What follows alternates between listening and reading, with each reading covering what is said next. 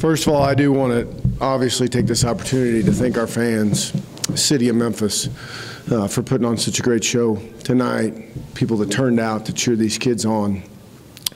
It was a special atmosphere. It was a special night. I'm happy, obviously, that we won the ball game. I don't think that we'll lose sight that we've got a lot of improvement to do on both sides of the ball. I felt very lucky at halftime to only be down 2 points after the way we'd played on both sides of the ball. You know, we had 2 big plays on offense, and that was really about it. But we found a way to get it done. Our kids showed great perseverance. You know, there's a lot of things that I didn't like. You know, there's too many penalties. And obviously, we didn't play very well defensively. But our kids found a way to get it done, and I'm proud of that. Theme continues to be resiliency. Again, you get into a hole early in the game, like you did the previous 2 games, and you find your way back. You kept battling back and get done. Yeah, the kids, you know, they're in. You know, I don't. You know, they've worked incredibly hard, and they've been down that road before. We're not in uncharted territory when it comes to. Thanks. When it comes to. When it comes to being in battles, you know, we've been down that road, so I think our kids don't you know, freak out at the first sign of trouble. But you know, so I like that about our group. You know, I'd like for us to stay out of trouble a little more. You know, I'd like for us to play a little better early in the game. I don't know what it was, if it was the bright lights or what, but we just. We're pretty undisciplined there. It's pretty disappointing. You know, at one point I was pretty upset with our crew. So. Obviously, the Bowling Green game was one of the crazier ones that you've been a part of. Did this top that? Well, I mean, this was. I mean, I don't really know how to explain it. Just, you know, it was a lot. There was a lot of back and forth, and. You know, we really struggled on offense early, I felt like. You know, we had a couple big plays, but we couldn't really get anything going. They did a great job stopping our running game, and that really makes us uncomfortable. And obviously we had a hard time defensively stopping them, and which made it entertaining, I guess. But, you know, something that we've obviously got to continue to improve as we move forward if we want to continue to win games. Coach, are you concerned about the running game at all? Oh, I have to look at the film and see why we didn't run the ball well. You know, it's paramount, in my opinion, for us to succeed that we have to run the ball well. They are a big, physical, good-looking group. I mean, when they take the field on the defensive line, they're impressive. So I wasn't surprised that we had a hard time at times moving the line of scrimmage. But I still would like for us to run the ball better. So, you know, it's something we'll have to do in order to win games. Were you confident they were going to reverse that call from the fumble? I wasn't confident in anything. You know, when they, no, because when they make the call, you know, that's what bothered me the most is if they had called it not a fumble and reviewed it. You know, it has to be inconclusive or whatever the terminology is, you know, beyond of a shadow of a doubt, I guess, because the fumble earlier in the game by them, at least everything I'm being told upstairs, was at least relatively clear that it was a fumble that we reviewed, and they ruled it not a fumble. So, no, I was not confident. I was not. Offense for the first time at the very end, a 2-minute drill to go win a game. Was that about as well as it can be executed? Well, they certainly executed at a high level. They've been in the situation, you know, last year at Temple, we were in that situation where we had to go down and win the game. And it's a little different when the game's tied. You know, you've got to be a little bit more cognizant because, you know, you don't have to, you know, you've got overtime. Overtime's already in there. You're trying to get a field goal. You don't want to turn the ball over, that sort of stuff. But our guys made plays and executed it pretty well. Can you describe how your confidence in Paxton has evolved? That obviously the last 2 weeks he's made a lot of big plays late for you guys. Yeah, I feel good. I mean, obviously I feel good about him. You know, I said over the headset, you know, I said that in my opinion we should just let him go try and win the game for us right now. You know, whether that's throwing it or running it. And he did. The issues with the struggles you have with their passing game, was it a combination of no rush, struggles with your secondary, and what that kid did coming in for Keel? I was everything. I mean, I would love to provide you a succinct answer, but we didn't do anything very well. We didn't rush the passer. We had issues in coverage,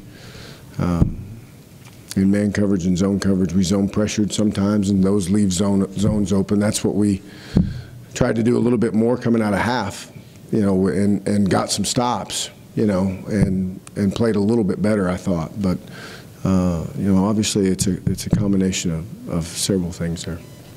Justin, would you have ever thought that you'd give up 752 yards and still won the game?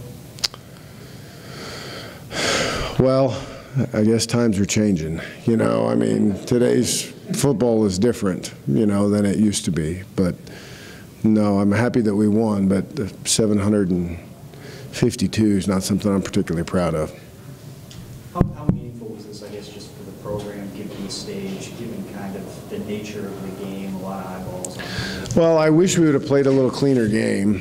You know, that's just kind of, you know, the way we've got to adapt to the way we're calling the game. We've got to do a better job with penalties. But, you know, it was nice. It was great reward to have the stage, and obviously to find a way to win is even better. But, you know, the bottom line is we're 1-0 in the conference. And next Friday we've got to go to South Florida. So, you know, any more context than that to me is a little bit lost. You know, I think it was I love the crowd. I loved all the things that went with it. But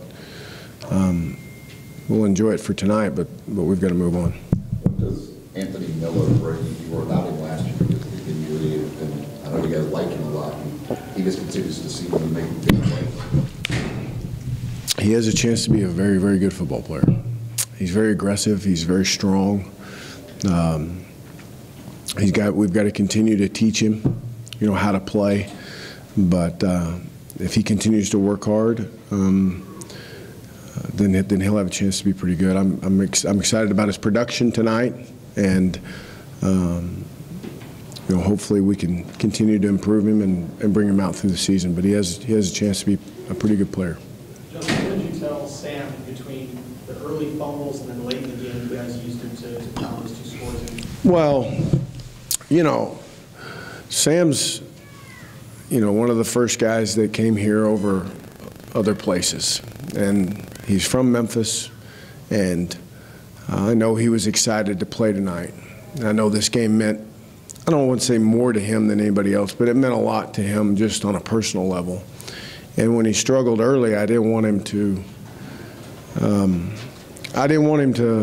sulk, and he's not that kind of kid anyway, but I just wanted to make sure he knew that we're going to come back to him and he was going to play a big role in the game. And I didn't want him to get down, and you know, maybe he was just too excited or whatever it was, but I just wanted him to know that he's important to us and that he's going to carry the ball and help us win the game. Justin, how do you handle this Saturday now? I mean, will you allow yourself to watch other games on Saturday because you had this short week, or is it right back to work with a couple of extra days to get ready for next? Tomorrow we'll work and in the morning and hit the road recruiting. Saturday morning we'll be in early, and then we'll probably cut out in the afternoon and go relax a little bit, and reintroduce ourselves to our families for a little while, and then we'll be back at it Sunday, getting ready for South Florida. Justin, the program's never won 11 games in a row before. Can you speak to the big picture and do you envision this much success this season? You know, I have a hard time with that, just, you know, because, I mean, I'm happy for the program, but for me it's about the season, you know, and I know how many difficult challenges we have ahead, and difficult teams that we've got and how much better we've got to get if we're going to win just one more game. And so I don't have a real great perspective on it. I mean, I'm happy for it. I'm proud of it. I like the way our kids continue to battle. I think it's important, but, you know, I'm kind of a, I don't know what the word is, small picture guy. I'm trying to, you know what I mean? We're just trying to focus on one at a time. 6 for 6 in the red zone, is that the cleanest part of the game for you guys, man? Yeah, it's pretty good. You know, we could, I'll say this, though. I felt like once we moved the ball a little bit, later in the drives, we ran the ball better. You know, and I think that's part of our efficiency in the red zone. I think once we were in the 4th or 5th or 6th play of the drive, I felt better about running the football than the 1st or 2nd play when those D linemen were totally fresh. And I think us being able to run the ball at least down there led to that, or helped us with that efficiency. Coach, you said Monday that this game would give you a showcase for your program that maybe nobody had never seen the Tigers before. What statement did you make tonight? Well, I hope people take away that we're a resilient bunch. You know, I wish we'd made a few less mistakes out there, but I hope they take away that we've got a good group of kids that's really resilient, works hard, and is competitive and tries to play the game the right way, and you know, and some great people supporting the program too. So that you walked out on the field and Keel went down. What was it like to see that? Does anybody know, do y'all know, has anybody heard how he is? He's moving all that extremities. Okay. Bringing him back from the hospital. Good. Well, it's scary, you know, and quite honestly, I know the Keel family pretty well.